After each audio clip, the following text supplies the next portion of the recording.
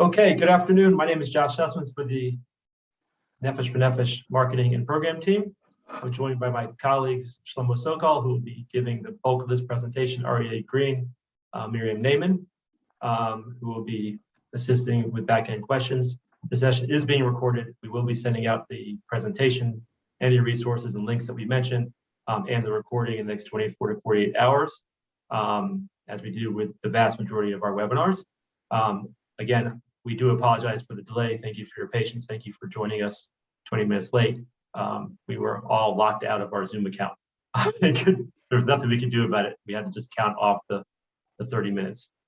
So thank you for your patience. We will get started in a minute. Please do put any questions you have in the Q&A, not in the chat. I will be posting some links that are referenced by Shlomo in the chat. Don't feel rushed. Don't feel you have to frantically take notes. Again, we will include everything that's mentioned here on an email that goes out to everybody who is registered and or participated this evening. So with that, I'm going to pass it to Shlomo. Thank you again. And we look forward to a very informative and good session. Thank you. All right, thank you very much, Josh. And let me just echo Josh's sentiment. Thank you very much, everyone, for your patience. I know we're getting started late tonight. That will not impact how much of the information we give across. We will keep on going until we are finished with the discussion today. Today we're going to be discussing the government Aliyah benefits, what you get from Israel when you make Aliyah. I should start by telling you something that I like to tell people who ask me the question, well, what do I get when I make Aliyah? And the answer is you get to live in Israel. And that's no small thing. The benefits are all wonderful, but you have to understand that they are a side affair to the idea that you're making Aliyah to live in Israel. You don't make Aliyah for the benefits. You make Aliyah for the ability to live, work, and enjoy yourself in Israel. The benefits are just there to make it a little bit easier. Let me just start by telling you what we're going to be talking about tonight and the subjects we're going to be covering tonight. We are going to be covering Aliyah during COVID, which is of course what everyone wants to talk about, and how COVID affects the Aliyah flight and processing. We're not going to be talking about it much because for most of you, the subject's going to be very different by the time you're actually ready to get on a plane. So we're going to tell you a little bit about what the COVID restrictions and processes are right now, but just be aware that it's fluid. And the only constant throughout this whole process has been that things keep on changing. So just take everything that we're going to tell you on that end of things with a little bit of a grain of salt. We're going to discuss how benefits are determined and the time frame for each benefit. I know that probably COVID is the thing most on your minds right now, but we're not really going to get to COVID until we start talking about flights, which will come up organically as we are going through the presentation tonight. So let's dive right into the benefits and what we're going to be discussing. So the first thing to understand about your benefits is where they come from. This can have a little bit of a difference depending on which government authority is responsible for the benefits. In general, your benefits are given by one of three government agencies, either Misrad HaKlita, the Israeli Tax Authority, or the Housing Authority. You'll notice that none of these benefits say they're given by Nefesh Benefits. These are all Israeli government benefits, and they come from the Israeli government. So just something to be aware of. So these are a brief list of the benefits, and we will be going through each of them on their own in a little bit of depth. So let's start with how benefits are determined. Okay, so when you make Aliyah, the first thing that is going to be determined is your OLE status. Once it's determined that you can actually make Aliyah, the type of OLE you are is going to be a big determining factor in which benefits you get. What are the different kinds of OLE statuses? Well, the first one that is most common is, of course, OLE Chadash, a new OLE, someone who has never made Aliyah before, someone who has no Israel background, someone who ideally would never have had any kind of resident visa in Israel before. And that is your, what I would call standard power of Oleh Chadash. We're gonna be talking most of the night about Olim Chadashim, and I'm going to be pointing out differences as the benefits come along. But that's what we're going to use as our standard baseline Oleh status. There are other statuses, though, that are important to mention. The other statuses are, and we're going to do this in order of how common they are to come up. Ezrach Oleh, and Ezrach Oleh is someone who was born outside of Israel to at least one Israeli parent. This means that they were born Israeli because of the Israeli parent, but never lived in Israel and probably never even registered their status with the government, although they could have. But Ezrach Oleh is someone who was born outside of Israel to an Israeli parent. There's a Katin Choser. A Katin Choser is someone who was born in Israel and left before the age of 14, okay? And then was out of Israel at least from the ages of 14 to 18. There are other factors as well, but that's the primary one. And that is what a Katin Choser is. Then there are other statuses. There is Mishpachat Olim. A Mishpachat Olim is a status where there's a married couple. One member of the couple is an Oleh Chadash, or someone with an Aliyah status, while the other member of the couple is what's called a Toshav Choser, not a Katin Choser, Toshav Choser, which is someone who was Israeli and left Israel as an adult and now would be a returning citizen. So a Mishpachat Olim is where one spouse is an Oleh, the other spouse is a Toshav Choser, and there are children born outside of Israel who are making Aliyah with you. This is a very specialized status, as you can imagine. It's determined by the Jewish agency if you're eligible for the Mishpachat Olim status. So it's something to think about. Mishpachat Olim, well, in general, the big benefit is that the non-Oleh spouse, the Toshav Choser spouse, has the ability to be included in the family benefits. So when we talk about the types of benefits, some are for an individual, some are for the family as a whole, and in a Mishpachat Olim, the Toshav Choser is allowed to join in to most of the benefits. There's also the status of what's called former A1. A1 is a temporary resident visa that you may have lived in Israel on previously, and that may affect how the benefits are paid.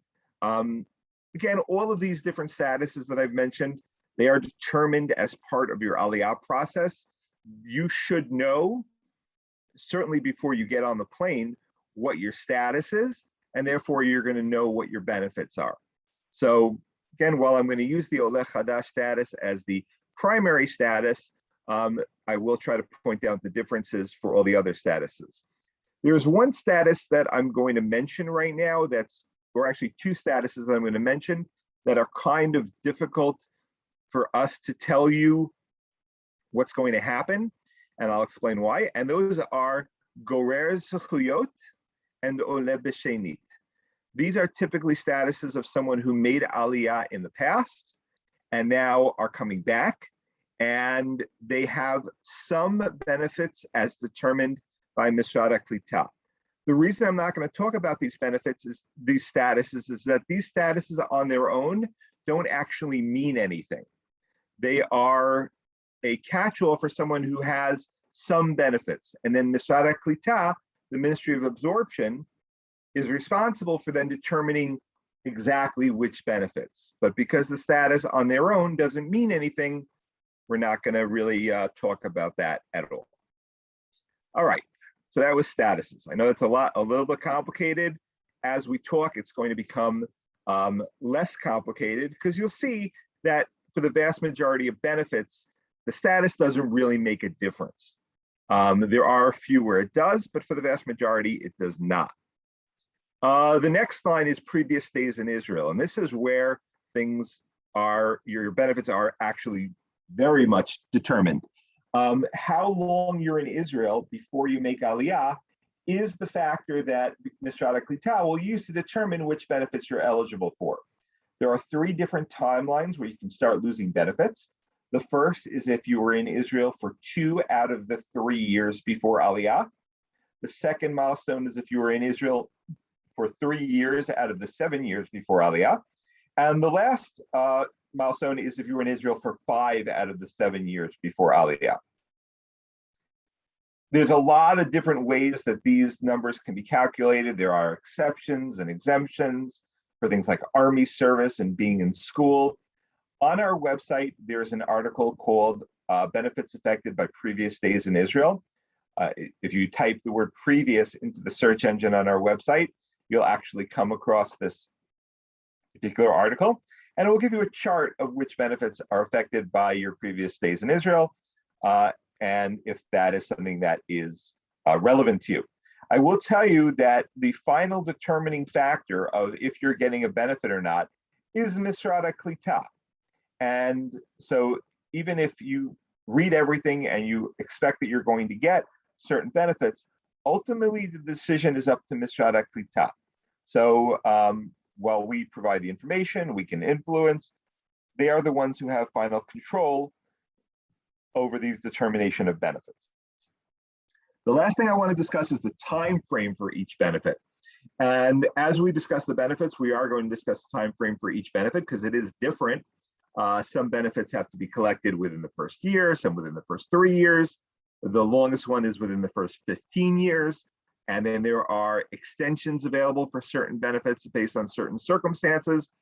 We're going to discuss that as we go into each benefit about exactly the time frame for the benefits and how they are and how they can possibly be extended as we get to them. Okay, so with that being said, let's dive right in. So as I said before, the benefits are provided by 3 different government agencies: Misrad HaKlita, which is the Ministry of Absorption; Misrad HaShikun, which is the Ministry of Housing, it's actually the Ministry of Neighborhoods and Housing; and the Tax Authority. So we're going to start, and we're actually going to break them down into those distinctions. And we're going to start with Misrad HaKlita benefits because they are generally the most famous ones and probably the most financially important for most people. So let's dive right in. The first one that we're talking about is called Sal Klita, the absorption basket. The Sal Klita is money that the government pays you each month for about 6 months after your Aliyah. Eligibility is based on whether you've been in Israel for anything more than 2 out of the last 3 years. Any of the milestones that I mentioned before will affect your eligibility. It's the first benefit you lose. So just be aware of that as time frame goes along. The calculation of how much you're paid is based on 2 different things. The first one is based on how many family members are making Aliyah, the size of the family. And the second factor is the age of the family members. So you can see here on the Sal Klita calculator that I have a picture of your marital status. Are you retired? Are you within 5 years of retirement? And when we use retirement, we're not using the criteria of are you working or are you not working? We're using the criteria of retirement age, which is currently 62 for a woman and 67 for a man. Then the age of your children, if you have children, will also go into the factor of how much money you are given for Sal Klita payments. The allocation of payments are generally, they are made in 8 different installments. There is the first payment, which is usually given at the airport. Then there is the initial payment after you have your visit with the local branch of Misrad HaKlita. So they give you an initial payment at that point. And then there are 6 monthly payments. Okay, so in general, the first payment is at the airport. The second payment you should receive within about 2 to 3 weeks after having your meeting at the local office of Misrad HaKlita. And the 6 monthly payments should start the month after, the beginning of the month after you have your meeting with Misrad HaKlita. Okay, so that is Sal Klita. Now, I mentioned that there are some differences. The biggest differences here are for Katinim Chozrim A1 visas and Mishpachat Olim. And the big difference is that you're not going, in those three cases, you're not going to get the payments, or you're not going to get the full payment at the airport. This is because they have to first get everything into the system at the local branch of Misrad HaKlita. You will get the correct amount, but you won't get anything at the airport. Mishpachat Olim, it's a little different. For Mishpachat Olim at the airport, you will get the Sal Klita payments for the people who are actually making Aliyah. So excluding the non-Oleh spouse, the children who are already Israeli, in most cases will not get it. So just the Oleh spouse will get their payment at the airport. And then at the later meeting with the local office of Misrad HaKlita, they will correct everything based on all your documentation being corrected at Misrad HaPnim. So just be aware that, well, I did say the first payment is at the airport. That is only for Olim Chadashim, Ezrachim Olim, and the Oleh spouse of a Mishpachat Olim. All right? I hope that's clear. I'm throwing a lot of jargon out at you. Hopefully it's jargon I've already explained, but if there's something that you're not understanding, please put it in the Q&A box, and hopefully it will be explained again for you. Okay, so that is Sal Klita. That is, again, like I said, the first payment. Now, another thing to be aware of Sal Klita is that it is only paid while you are in Israel. And if it's a family, while the whole family is in Israel. So if you leave Israel, it should stop automatically. And then about 2 weeks after you come back to Israel, it should restart automatically.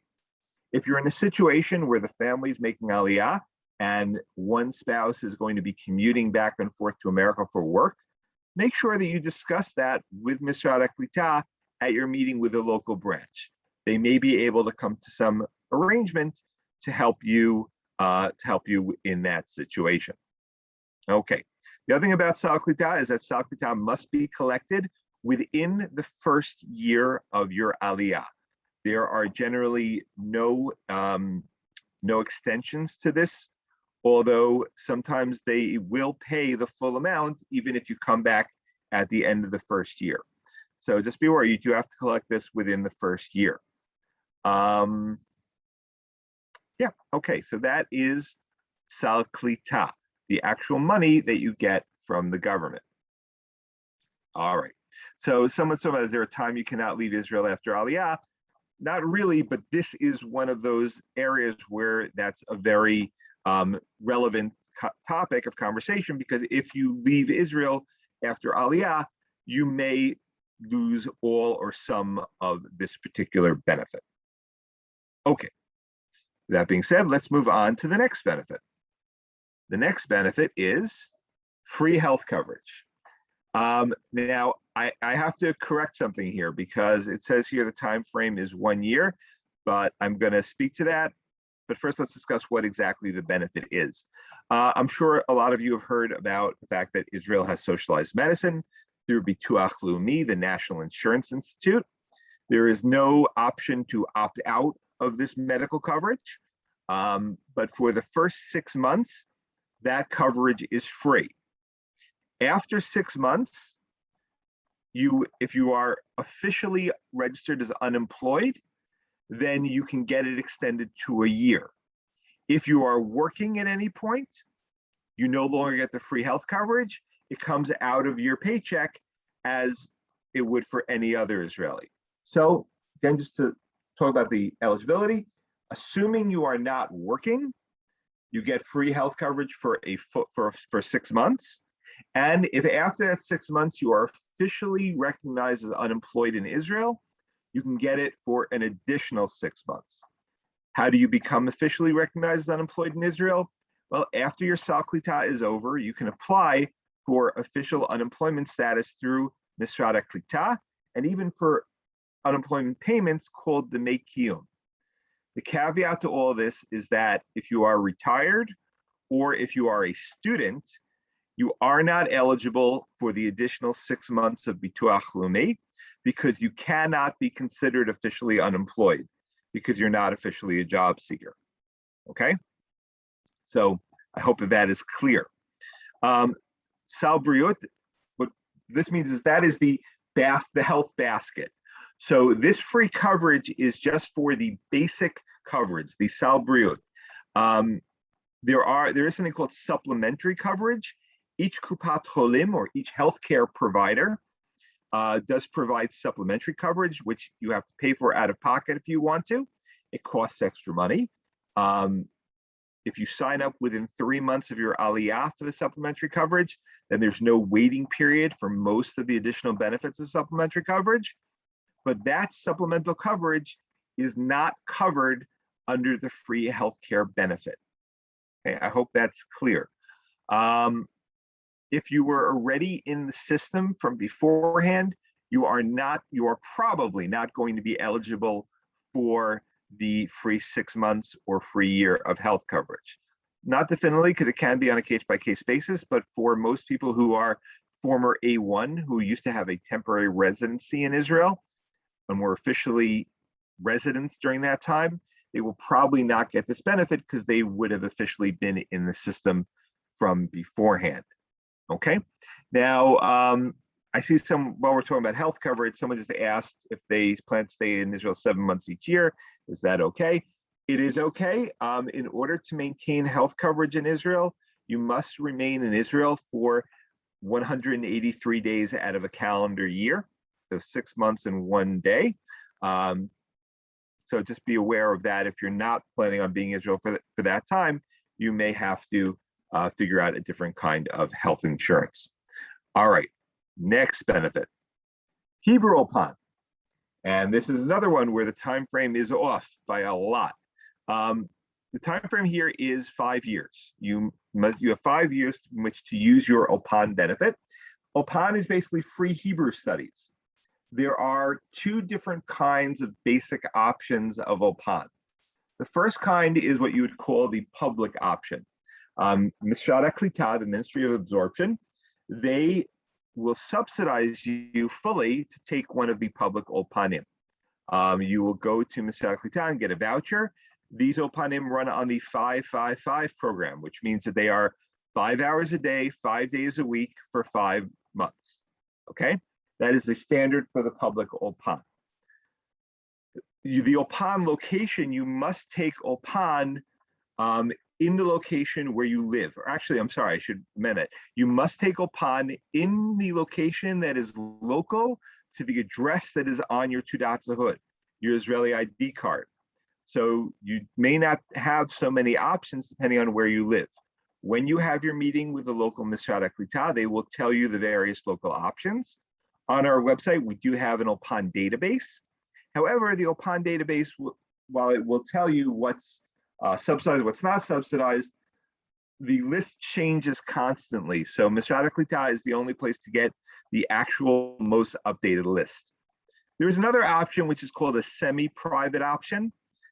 These are Opanim that Mishrad HaKlita has agreed that if you pay for them out of pocket, they will reimburse you for it. You must get a letter committing to reimbursement from Mishrad HaKlita beforehand. If you pay and then hope or assume that you're going to get that letter, that commitment to reimbursement, then that would be wrong. You must have that in hand beforehand so that you know you're going to get reimbursed. In addition, there are conditions on the reimbursement. You must complete a certain number of classes in order to get reimbursed. Typically, they cost about 7,500 shekel, and you'll get reimbursed at 3 stages along the Opan, assuming that you completed the requisite number of classes. Okay, so that is Opan and the various things. And like I said, it is a 5-year time frame. Oftentimes, you can get a public Opan and a semi-private Opan. So you'll have to speak to Mishrad HaKlita about availability of that. Availability of that can vary depending on budgets and what's going on in Israel at the time. So you may not be able to get both, but it is certainly worth speaking to your local office of Mishrad HaKlita once you get here. The semi-private Opan doesn't have to be closest to where you live. It does have to be closest to where you live, but that's usually less of an issue because the few semi-private OPANs generally will do it wherever they have a group.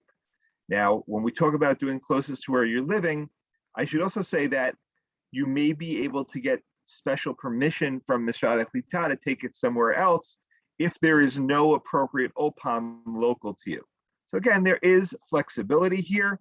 This is probably the benefit that the government is most invested in giving to everybody and in being most flexible about, because as far as they're concerned, and I agree with them on this, the biggest factor towards helping your absorption as a new Oleh is going to be learning the language.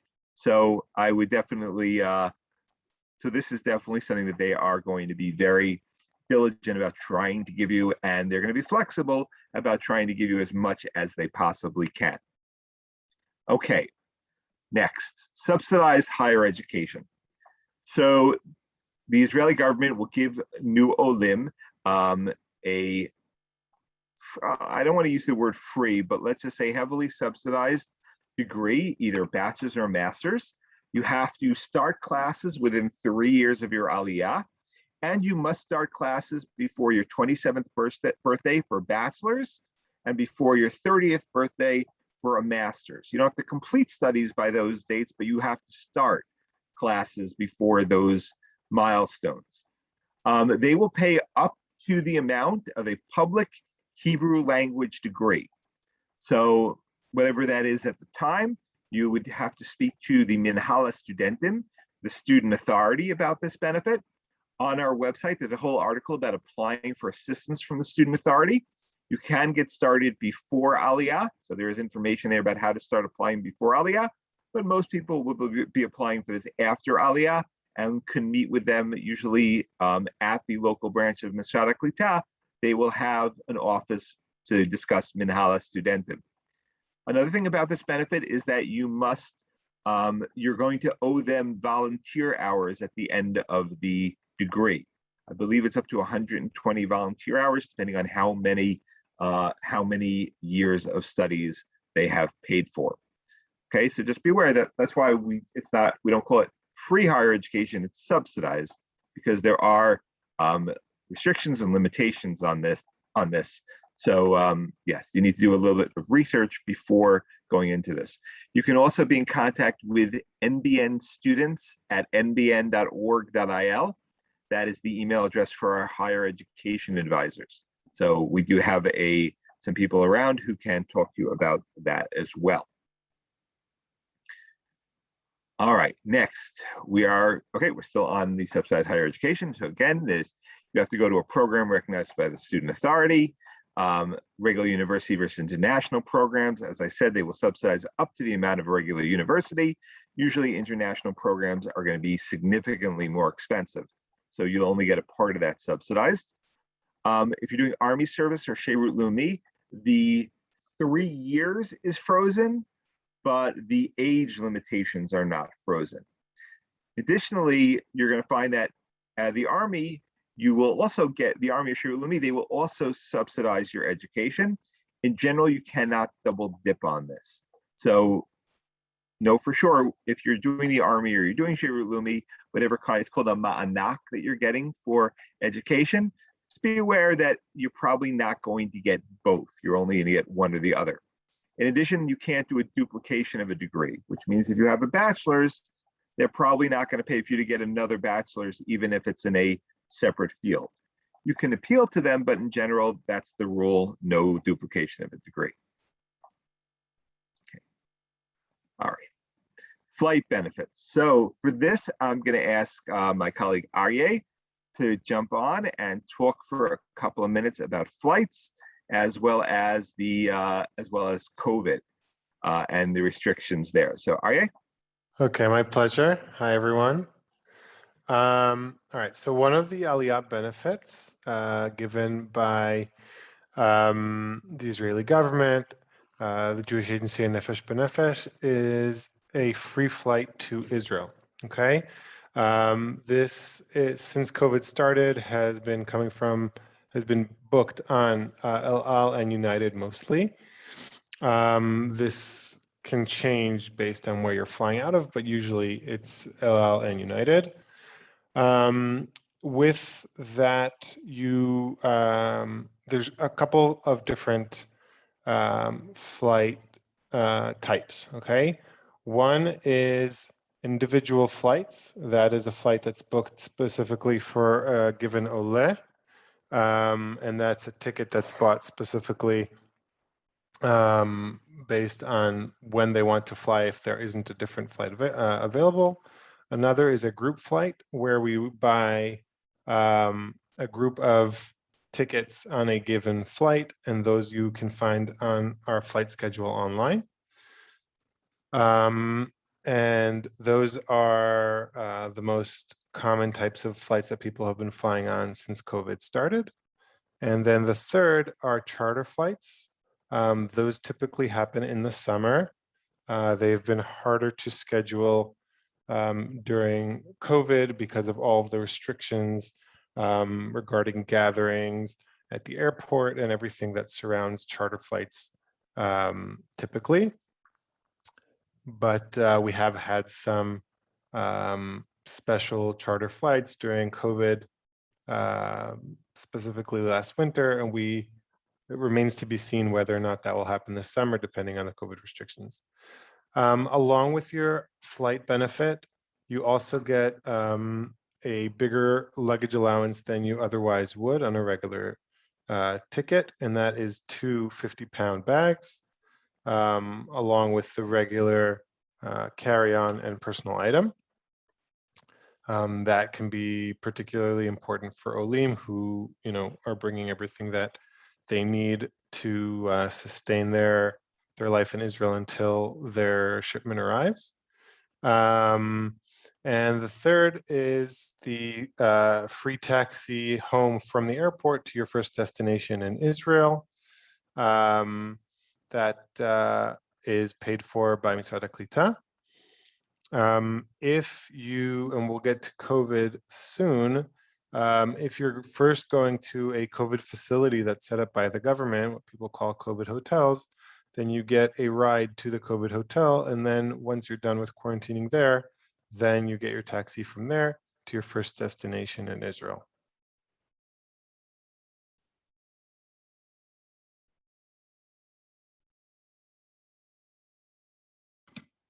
Okay, Arya, can you talk a little bit about the COVID restrictions and what you need to do before the flight about COVID? Absolutely. Okay, so there's a few things to consider about COVID, but as you mentioned in the beginning of the program, everything is very fluid and changes quite often. So what I'm telling you now may very well change by the time that most of the people attending this webinar are ready to make Aliyah. But right now, there's a few things to keep in mind. One is that you need to get a PCR test within 72 hours of the flight in the States, okay? This is a medical test to determine whether or not someone is currently sick with COVID-19, and the test needs to say PCR in the title for it to be accepted by the airline to allow you to board the flight. Then you get another PCR test at the airport in Israel, and you must quarantine. After that, you can quarantine in one of two places, either a private place of residence in which you need to have your own bathroom and kitchen, and preferably also entrance. Okay, so it can't be like a room in somebody else's apartment or anything like that. It needs to be a totally private, separate place. And the other option, if you do not have a private residence to quarantine in, is you can quarantine in the COVID hotel. Won't get too much into that. If and when that's relevant for you as an Ole, you should speak about that to your Aliyah advisor and understand all the implications of going to a COVID hotel. But just as I said before, the government provides you with a ride to the COVID hotel from the airport, and then from there to your first destination. Right now, the quarantine is generally speaking, you get a PCR test when you arrive. And then after 7 days, you get another PCR test. If they're both negative, you can leave quarantine. Otherwise, I'm not sure if it's 10 or 14, Shlomo, you can. Well, it's 14. 14 days if you don't get the second PCR test. On top of that, if you get an antibody test and the antibody test comes out positive, meaning that you have antibodies for COVID, you can submit that to the Ministry of Health. And if you get permission from the Ministry of Health to leave quarantine, you can leave quarantine before the 7 days as well.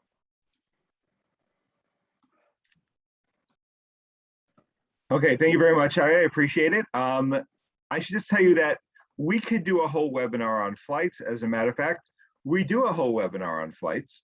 So all the questions that I'm seeing here about pets and things like that, that's for another time. Right now, we're just talking about the benefit, and there is a benefit for the flight. So when we talk about, if you see the next time we're doing a webinar about flights and pets, that would be the time for all these questions to be answered. So we're going to move off of flights now, and we are going to talk about tax authority benefits. Okay. And when we're talking about tax authority benefits, we're generally talking about a couple of different things. We're talking about income tax, and we're also talking about customs tax. So we're going to take them separately. I'm going to start with the income tax reduction. Now, what this is that this is a reduction on Israeli income tax, and this is for 3.5 years. That's the time frame on this. The way it works is the way that income tax works in Israel is on a point system. And what that means is that unlike the United States, you don't generally file taxes if you're an Israeli employee. Your taxes are taken out at your paycheck, at the paycheck level. They're all payroll taxes, in other words. And you get reductions based on a point system. Each point is worth 219 shekel a month of income tax you don't pay. Now, I want to be very clear on this because it's kind of confusing, particularly for people coming from the United States. What I did not say income that's not taxable. I said income tax each month that you don't pay. What that means is that, let's say you make 12,000 shekel a month and your income tax bill is 4,000 shekel a month. For each point, you would pay 219 shekel less. So that 4,000 shekel would go down by 219 shekel per point. In general, every Israeli citizen gets between 2.5 and 3 points every month. It can be more depending on army service, depending on a whole bunch of different things. However, an oleh, for the first 1.5 years after Aliyah, and very important, I said the first 1.5 years after Aliyah, not the first 1.5 years after starting work. So this benefits runs from your date of Aliyah, not the date you start work. So for the first 18 months, you get an additional 3 points. The 12 months after that, it goes down to 2 points a month. And the year after that, it goes down to 1 point per month, additional, okay? So that is your Aliyah income tax reduction. And I also want to mention a couple of things. First of all, this only applies to your income tax. When you get your pay stub in Israel, you're going to notice that there are several different kinds of taxes.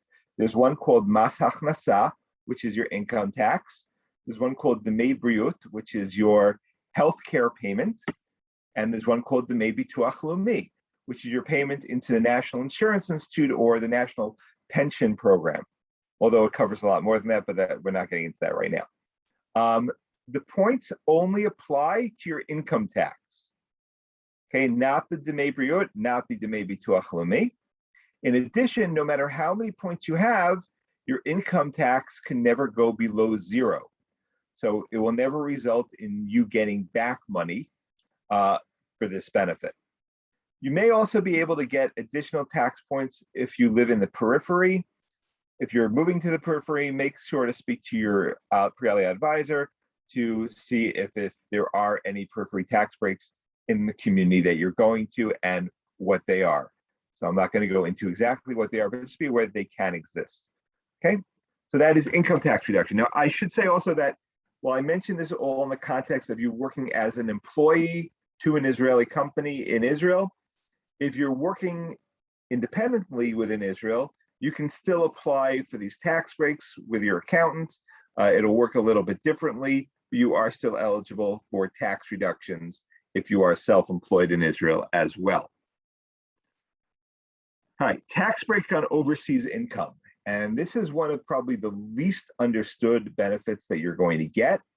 So I'm going to try to explain it as best I can, but ultimately, you should always talk to an accountant who understands the US Israeli or Canadian Israeli or wherever you're from, the tax treaty that Israel has with that country. So you can make sure that you're doing this correctly. In general, you get a 10-year tax break on overseas income. The tax break is that you do not have to pay pay taxes on this income to the Israeli government for 10 years.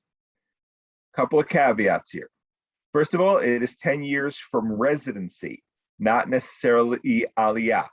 If you were a resident in the past, you may not have the full 10 years. Again, you need to talk to an accountant. Additionally, this is only on overseas income, which means it's only income that is earned while you are physically overseas. That means that if you are working online from Israel for an American company, getting paid into an American bank account in American dollars, that is not eligible for the break because it is income earned while you are physically in Israel. Now, if you're going to be partially in Israel, partially not, then it can be different. Again, that's why it's very important to confirm eligibility with an accountant. It's also important if you have passive income to find out from your accountant whether or not these things are eligible for the 10-year tax break. It's also important to keep in mind that this is only on income tax, not bituach leumi tax. So even if you're eligible for this tax break on your income tax, you may still be required to pay bituach leumi tax. This is vitally important for people who are US citizens, as the US-Israeli tax treaty does not cover bituach leumi or Social Security at all, which means that even though the tax treaty eliminates double taxation, you will have to pay, if you're working in America or you're getting paid in America, you are still going to have to pay both Social Security and bituach leumi, because they're not considered taxes, they're considered an entitlement that you're paying into, okay? I know that that's probably frustratingly vague, but because everyone's income, not just in amount, but in type of income is different, it is very important that you speak to an accountant who knows the details of the tax treaty, okay? I know that I am talking a lot and I am really covering a lot of information very quickly. I know it's a little hard to follow and to absorb everything that I'm saying, particularly when we talk about financial matters. But just keep in mind, this is an overview. Definitely you want to be having longer conversations about your specific situation with your pre-Aliyah advisor and your accountant and whoever else is involved. So again, even though we're doing a overview, just be aware that it's not this does not obviate the need for you to have further conversations individually. Someone just said, am I saying that Social Security income will be taxed in Israel? I'm not saying that. It's very important that you listen to that I'm clear about what I say, and if I was unclear, I apologize. What I said is that because of the tax treaty, you will have to pay Social Security tax as well as bituach leumi tax if your income is in America. If your income is Social Security, well, that's a different story. You will not have to pay income tax on that. And if you don't declare it to any government agency in Israel, you will probably not also not have to pay bituach leumi tax. But again, this is something for a more detailed one-on-one conversation with your pre-Aliyah advisor so that you can discuss your specific case, okay, and how your specific case is going to be handled, okay? All right, let's move along, and we're going to get to, now we get to customs benefits. So customs benefits, there are two types of customs benefits. The first is for you're allowed to send 3 shipments over 3 years without paying customs tax on the shipment. So what is considered a shipment?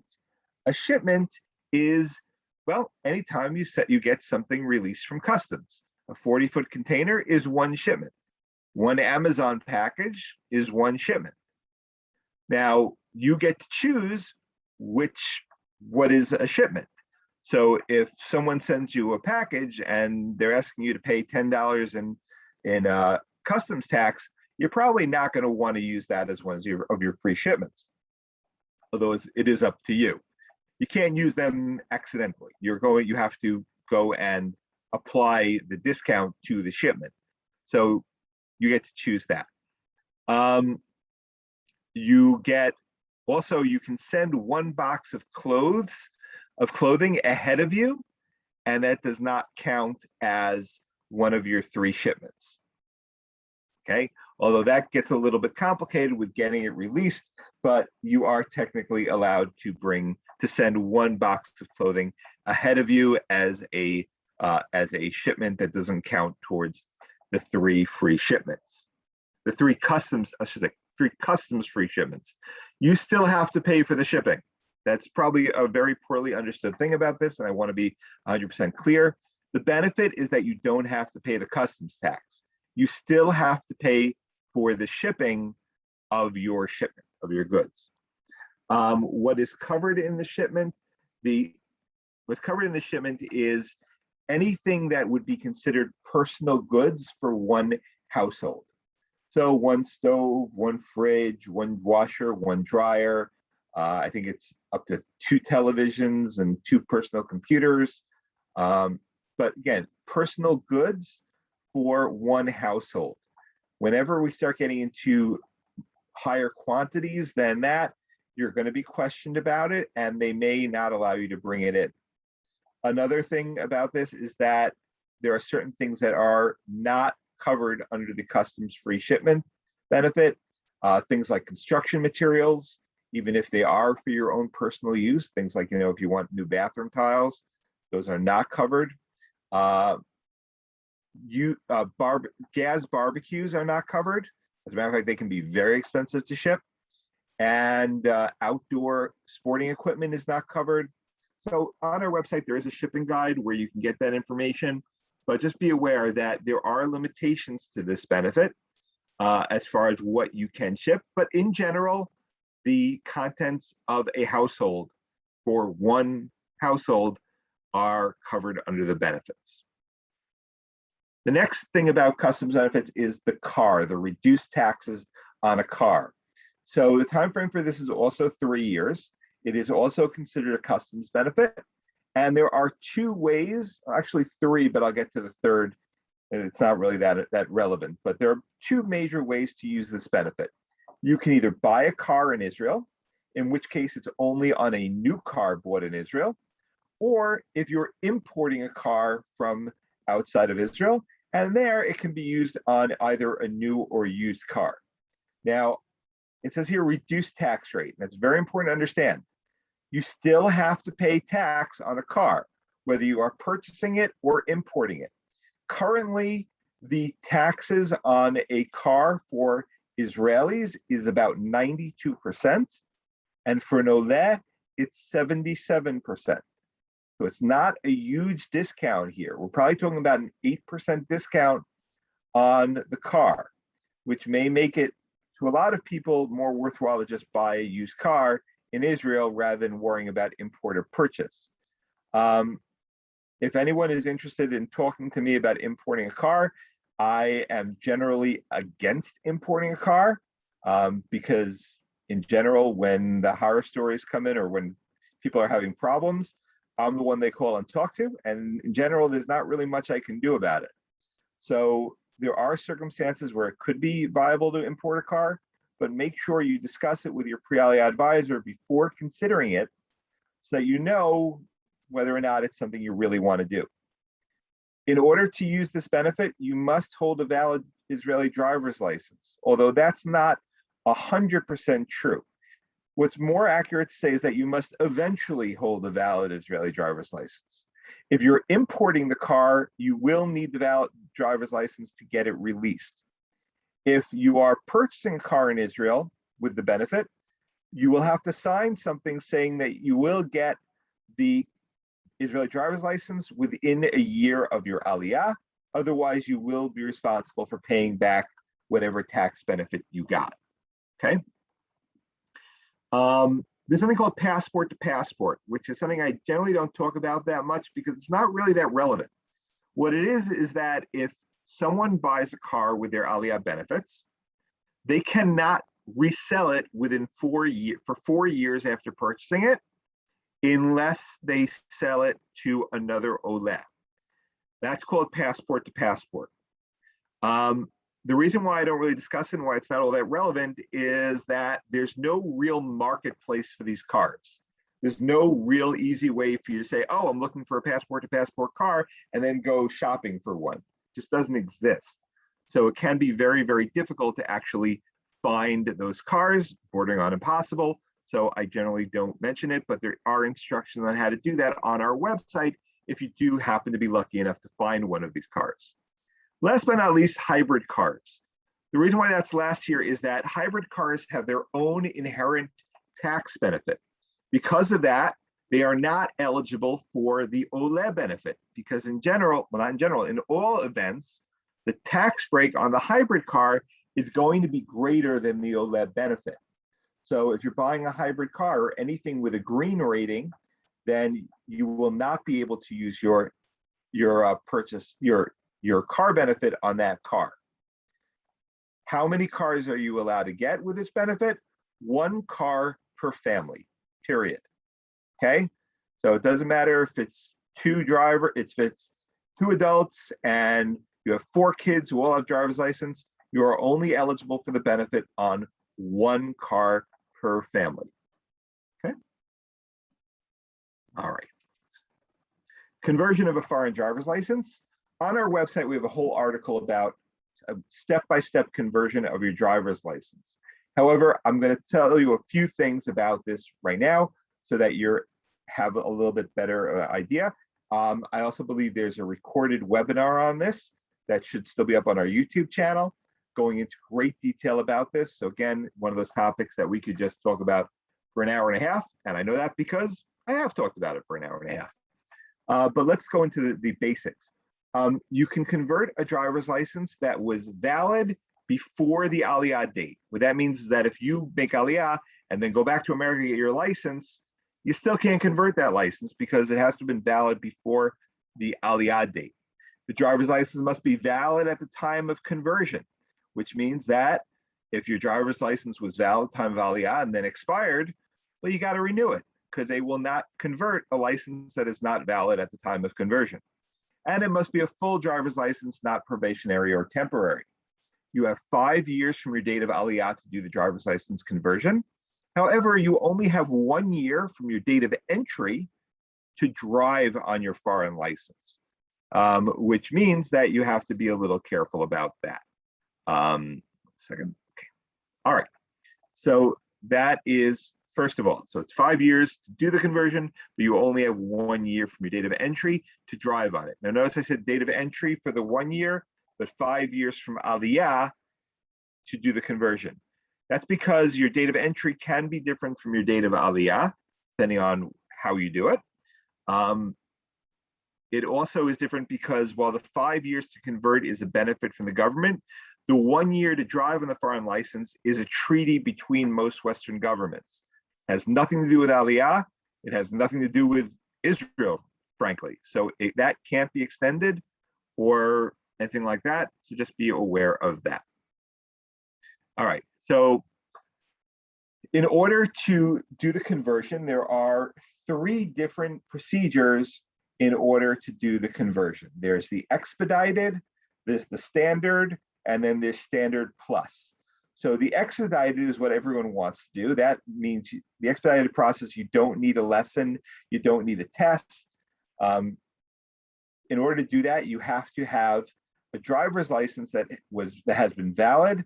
You have to be able to prove that you've had a driver's license at least 5 years before Aliyah. Again, notice what I said, 5 years before Aliyah, not 5 years before doing the conversion. So if you make Aliyah 4.5 years after you got your license, you can't do the conversion even if you wait 6 months, or you can't do the expedited process even if you wait 6 months.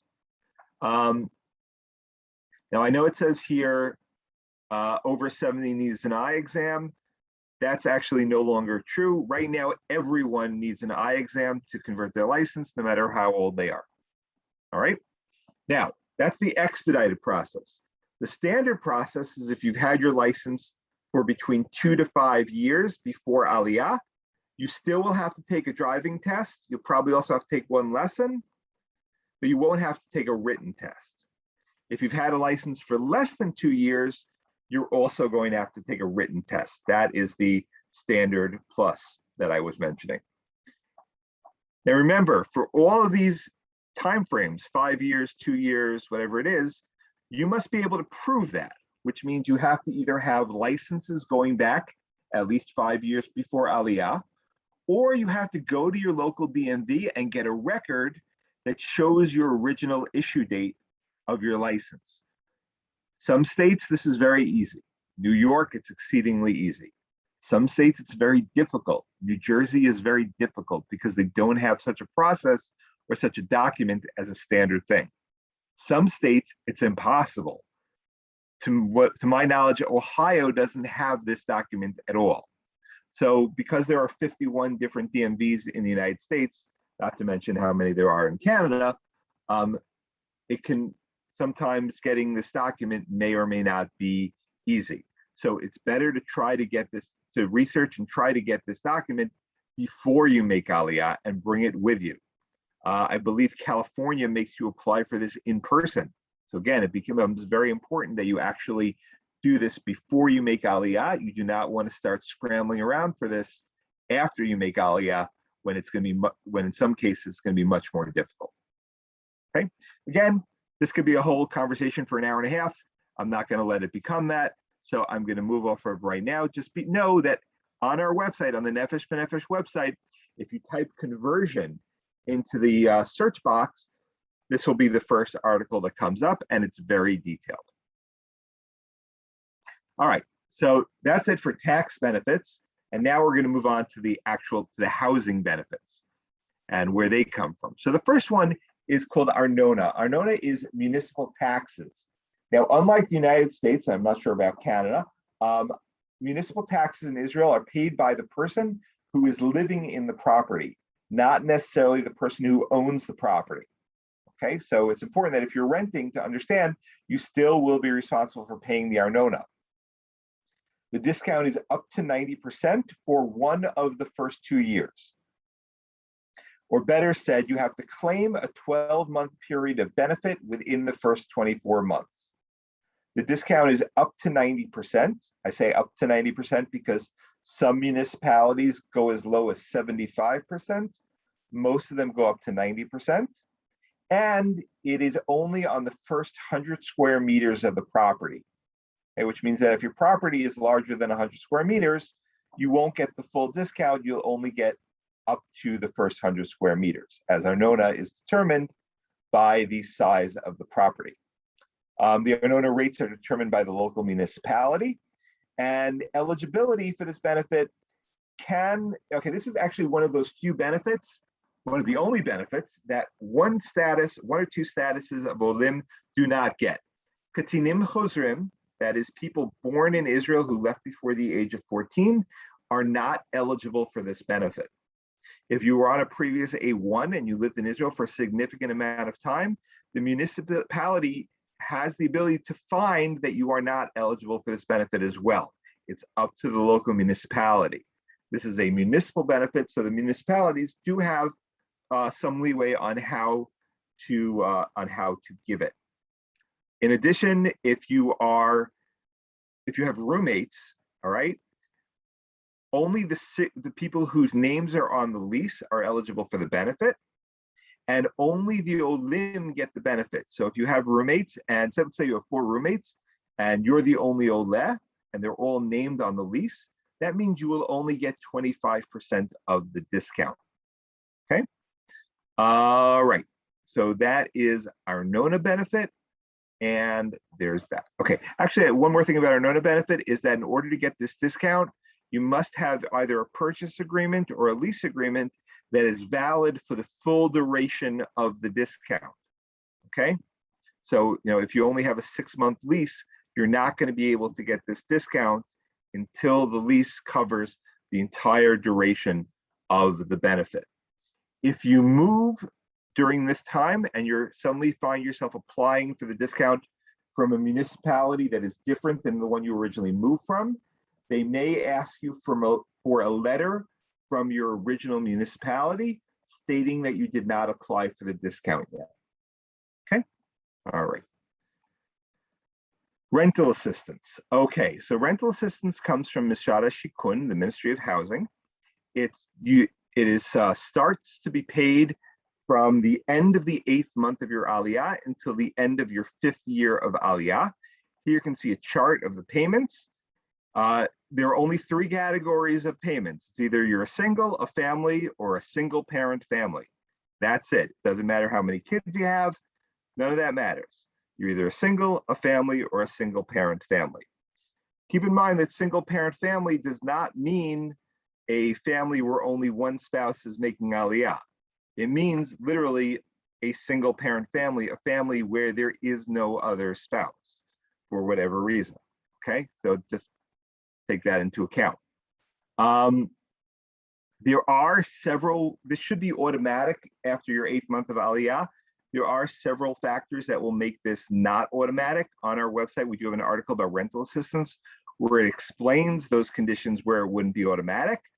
In general, it's if you change your marital status after Aliyah, if you change your bank account after Aliyah, if you are living in Klita housing, if you are married, or if you have previous Israeli status, it wouldn't be automatic.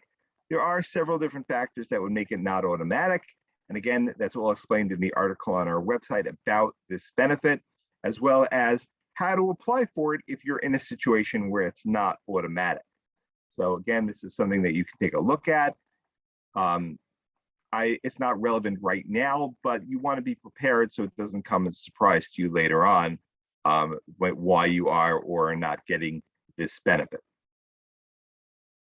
Mortgage benefit. Now, this is the longest benefit in duration. This benefit goes for 15 years from your Aliyah. Unfortunately, it's probably also one of the least valuable benefits. In general, the way it works is that you can up to 150,000 shekel of your total mortgage amount can be at a rate of about 3%. I'm using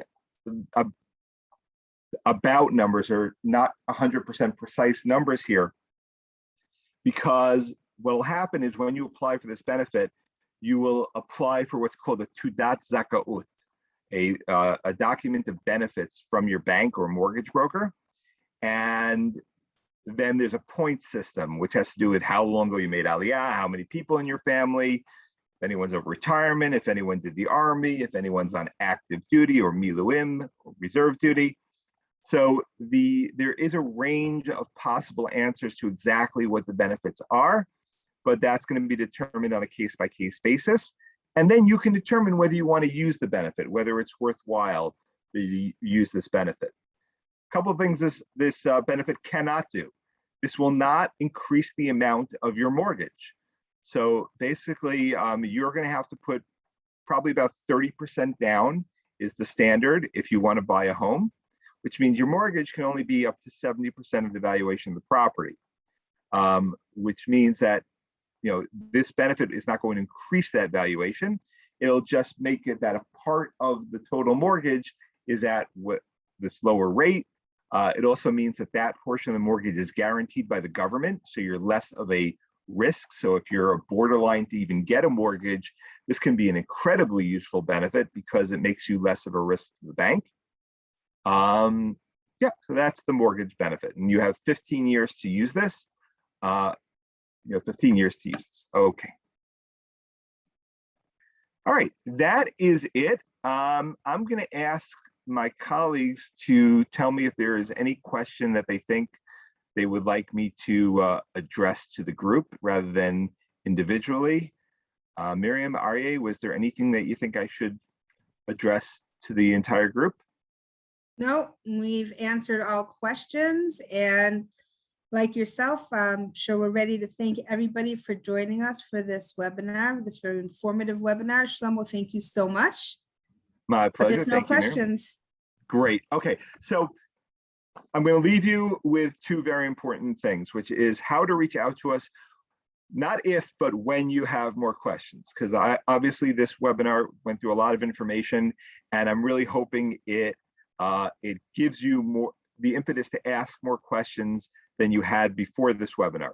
You can reach me at the Government Advocacy Team, as well as Miriam and the rest of our team at answers@nbn.org.il. You can reach the Pre-Aliyah Department at aliyah@nbn.org.il. And I really would encourage you to do so. Again, this webinar is the beginning of the questions. It's not the definitive answers for all of your questions. We really went through things very, very quickly and very surface level. So if you need to discuss your specifics, again, that's what the email addresses are here for. That's what your pre-Aliyah advisor is here for. So make sure you use those resources. So with that being said, I want to thank everyone. I want to particularly thank Aryeh and Miriam and Josh for their help with all this. Yeah, this is the beginning of your journey, and I hope we're there with you throughout it. Have a great night.